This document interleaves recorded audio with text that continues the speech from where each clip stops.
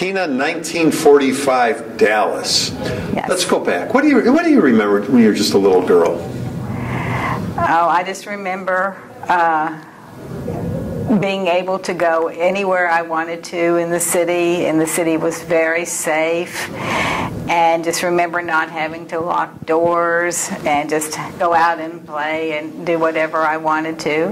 What did your parents do? My dad was a lawyer, and my mother had a degree as a teacher, and when we were born, she was a stay-at-home mom, but did a lot of volunteering. You were born in 45, just when the war was ended. Yes. Was your dad involved in the war at all? He had been stationed in Alaska, and then when he came back from Alaska, then they were married, and I was born soon after that. Do you remember your grandparents? Yes. Tell me about them. My grandfather came over to America in steerage in 1892. He was born, this is my dad's dad, and he was born in Poland and came over here through Ellis Island. Wasn't ready yet. They couldn't accommodate very many people, a lot of people. So he came through North Carolina and came up through Galveston. And he already had family here. They had already, his family already was established here when he came. Now, did he come by himself? He came by himself. I'm not sure. He had two sisters as well, but I'm not sure if they came at the same time or what had happened. I assume they were born later. I think they were born later than he was. So his parents stayed. His parents ever come to this country? His mother died over in Poland before he came, and his father came here. And what about your grandmother? And my grandmother, my dad's mother, came through. She had already had family here as well, and her sister sponsored her, and she came through Castle Garden in New York. Now, where was she also from Poland? She was also from Poland. They were from a town not far from each other, but they didn't know each other there. And they met in the United States? They met here in the United States. My grandfather's uncle, well, my dad's uncle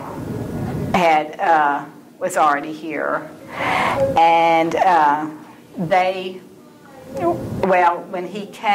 when my grandfather came, they actually met here in the United States. Wow. My grandmother, through my dad's uncle, had a sister-in-law. He said, I have a sister-in-law that you would maybe like to meet. And my grandfather met her, and they were soon married after that. Now, what did your grandfather do for a living? My grandfather, when he came here, he was a peddler. They sold notions, and they went from town to town in a wagon selling notions, and then later on they used a car with a crank, I understand, and sold notions that way. And then he stopped doing that soon after the cotton industry had dried up, and he stopped doing that, and he had investments and things like that, and he retired from that business. Now, see, the family came a long way. Your dad was an attorney, yes, and your grandfather came over, as you said, in steerage. Yes, and there were 10 children in my dad's family. My dad had 7 brothers and 2 sisters, and they were all born in Dallas. Now, what about on your mom's side? When my mother was 2, she lost her father. And then soon, several years after that, she lost her mother. So my mother was raised by her aunt and uncle, which would have been her dad's brother and his wife, raised my mother and her sister. And there were 5 in that family, and my mother and her sister had 2 sisters and a brother that were really her cousins, but they were raised like her sisters and brother. My aunt and uncle had taken my mother and her sister in. Now, your parents, where did they meet? They actually are related. The 2 sides are related. Really? Yes. Interesting. It's through my grandmother's sister on my dad's side, married a man named Frank Byers. And Frank Byers was also the grandfather of her sister. Frank Byers was the grandfather of my mother, the woman that was raised like my mother's sister. You have 3 sisters and a brother. Do. So you came from a pretty large family yourself. Yes. Oldest, middle? I'm the oldest, and my brother is the youngest. And what's the age difference between? 10 years between him and myself. So when you guys were little, was there a lot of sibling rivalry going on with you and your sisters and your little brother? No. He was... there were the 3 of us, and then he came along, and he was raised like the little prince because he was the only boy. Yeah. No, I can imagine. So where did you go to school? Where did you go to grammar school? I went to school at Robert E. Lee. Okay. In East Dallas. And what's interesting is that there were very few. I think there was maybe one other Jewish family over there. But my dad was the president of the PTA. And we were very well treated. Now, where'd you go to high school? I went to high school at Hillcrest. I lived in one house from the time I was born to when I was going into my sophomore year at high school, and we went to Hillcrest High School. And what was high school life like? It was a turbulent time in the country when you were in high school, the beginning of the 60s. Yes. What was high school life like? In those days, it was a very Jewish high school. Mm-hmm. A very large percentage of Jewish people, of Jewish kids in the high school. Now, were you in high school when Kennedy was assassinated? No, it was my first year at SMU. Okay, so after high school, you went on to SMU. Yes. And the assassination came when you were in college? Yes. What was that like for you? What was going on? I was actually in class, in one of my college classes, and it was announced. I said, oh my gosh, and just so upset. And it didn't move from the television from the time I got back home to the several days just went by, and just engrossed in everything that had gone on.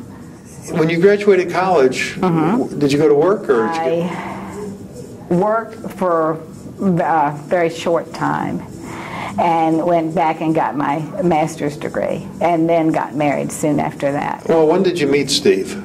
I met him in 1970, in December of 1970. And where was this meeting? At a Jewish singles organization called Mavaliers. But I didn't actually meet him that night. I mean, he heard me introduce myself. I was very active in Hillel at SMU. And one of the rabbis, Rabbi Goldenberg, had, I came up and said, hi, Rabbi Goldenberg, do you remember, it's so nice to see you again. And Steve heard me. But what was even more interesting is his father was my supervisor when I was student teaching. And he had given my husband a book, say, you might be interested in meeting these ladies, some of these ladies, and my name was in that book. Your future father-in-law knew you, right, and then knew you started dating his son. Yes. And did he give his approval? Yes. Did he encourage his son? Well, I don't know. That I don't know. And so you were telling me about your first meeting with Steve now. When did you guys finally get together? Well, he called and said, would you like to go see the movie Love Story? And we were engaged in April the following year and got married August of 1971. It wasn't that movie, was it?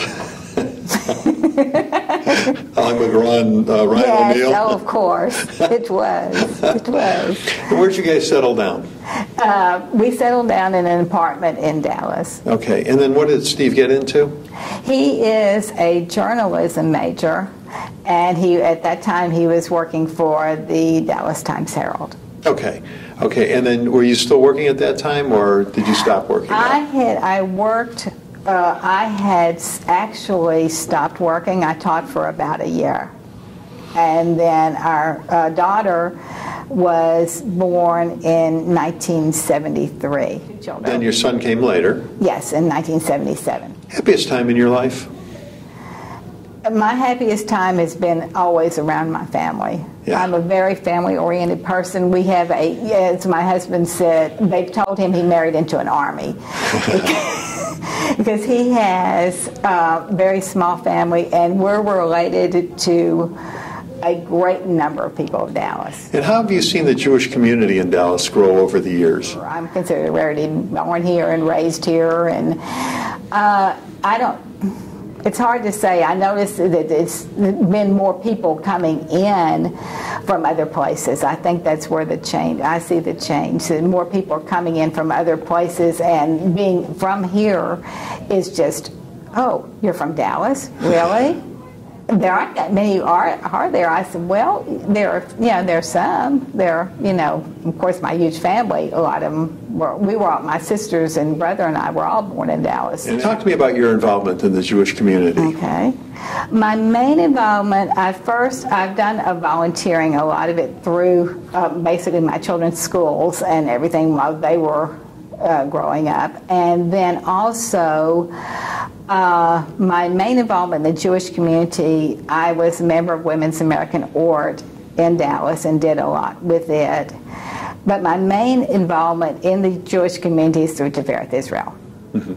Mm-hmm. And the reason is such, I taught in the religious school when I was from the age of 16 on, and have done a variety of things. As I say, Tiferet Israel is in my roots and in my genes. My dad was president of the congregation for 11 years, off and on, and my mother was very heavily involved in the sisterhood. But